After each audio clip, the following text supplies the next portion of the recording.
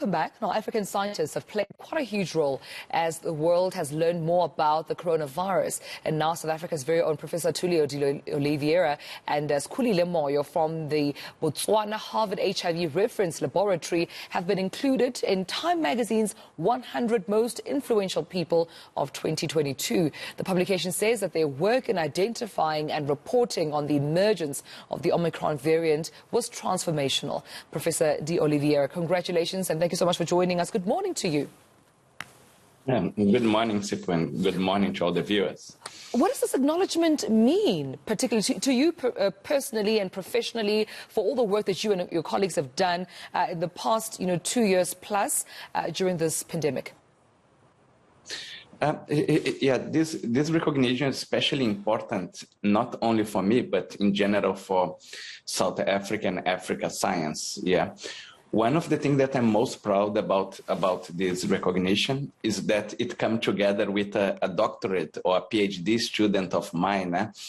And so wonderful to see all the work that we are doing to develop the next generation of scientists in South Africa and Africa to really pay off, because many of our graduate students are finishing the degrees and they are being transformative and really advancing science very, very fast in South Africa and Africa. Yeah, I mean, when I spoke to you and some of your colleagues, during these various waves, and obviously the South African and African health fraternity doing the best they can to immediately update the rest of the world when there was a new variant, it almost seemed that there was resistance from the world. Instead of recognizing the work, we were met with a lot of travel bans, we were met with a lot of restrictions. Is this a turning point for South Africa and the continent, do you think, especially from where we come from, and how the world first received, this expert in medical research?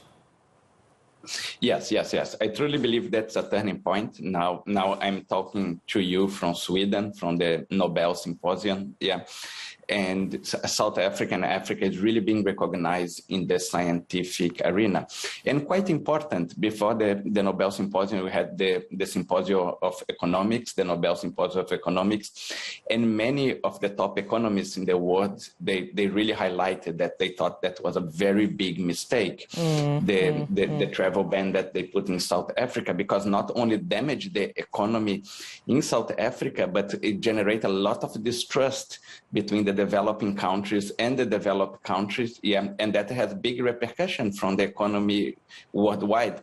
And as you are aware, in the last few weeks, we also identify another subvariant, the BA4 and BA5, and the world has learned it was no panic, was no negative response, was the opposite, and I think that is a turning point, and I really believe that will help not only South Africa science, but also South Africa standing in the world. Yeah. What lies ahead then after this? I mean, this definitely has set a standard, almost like a benchmark for the medical fraternity. What do you think then lies ahead? What's the future of medical research in this country and continent? Yes. I think that the future needs to be bright, because we have a lot of different pathogens. We still have the epidemics of HIV and TB that didn't go away. Many of your viewers have heard about the monkeypox that emerged the last few weeks. We also have Lassa fever virus. So you have a lot of infectious diseases in South Africa and Africa that damage not only the health and the economy. And what we are hoping, we are really working through, is that start making a difference, and that discoveries of vaccine treatments can really make the continent much more healthy, and that of course is needed for economic development. Well, I appreciate you speaking to us, and congratulations once more, Professor Tulio de Oliveira, Director at the Center for Epidemic Response and Innovations. Congratulations to you, your colleagues, as well as the sector that you represent.